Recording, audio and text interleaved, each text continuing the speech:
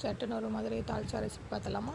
First வந்து பருப்பு ஒரு 100 கிராம்ஸ் பருப்பு எடுத்து அதோட மட்டன் எலும்பெல்லாம் போட்டு நல்லா ஒரு இந்த மாதிரி குழைய விசில் வச்சு எடுத்துக்கிட்டு ஒரு பெரிய வெங்காயம் ஒரு மீடியம் சைஸ் 100 பருப்புக்கு நான் சொல்கிறேன் அளவு ஒரே ஒரு தக்காளி போட்டுட்டு கொஞ்சோண்டு மிளகாத்தூள் கொஞ்சோண்டு மஞ்சத்தூள் போட்டு மல்லித்தூள் கொஞ்சம் போட்டு அப்புறம் நல்லா வந்து மிக்ஸ் பண்ணிடணும். மிக்ஸ் பண்ணிவிட்டு அதில் வந்துட்டு மிளகுத்தூள் ஜீரகத்தூள் அப்புறமேலு தயிர் கொஞ்சம் ஊற்றி அதை நல்லா வந்து மிக்ஸ் பண்ணிவிட்டு உப்பு கொஞ்சம் போட்டு விசில் வச்சிடணும்.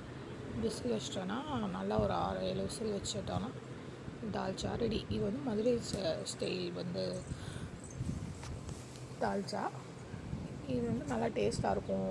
மதுரையெல்லாம் இங்கே சென்னையில் கொடுக்குற மாதிரி வந்து கத்திரிக்காய் தர மாட்டாங்க. தால்ச்சான்னு சொல்லி பருப்பு போட்டு சாம்பார் மாதிரி, ஆனால் அதில் மட்டன் போட்டுப்பாங்க, அந்த மாதிரி கொடுப்பாங்க. டேஸ்ட்டாக இருக்கும். இது எல்லோரும் வீட்டில் ட்ரை பண்ணி பாருங்கள், சூப்பராக இருக்கும். எங்கள் வீட்டில் பிரியாணி வச்சாலே, அதுவும் பாஸ்மதி ரைஸ் பிரியாணி இருந்தாலும் சரி, சீரக சம்பா பிரியாணி இருந்தாலும் சரி, எது வச்சாலுமே எங்கள் வீட்டில் வந்து தால்ச்சா வச்சுருவோம். சூப்பராக இருக்கும். மதுரை டேஸ்ட் அந்த மாதிரி இருக்கும். ஊருக்கே போய் சாப்பிட்ட மாதிரி இருக்கும். நீங்கள் வேணால் ட்ரை பண்ணி பாருங்கள்.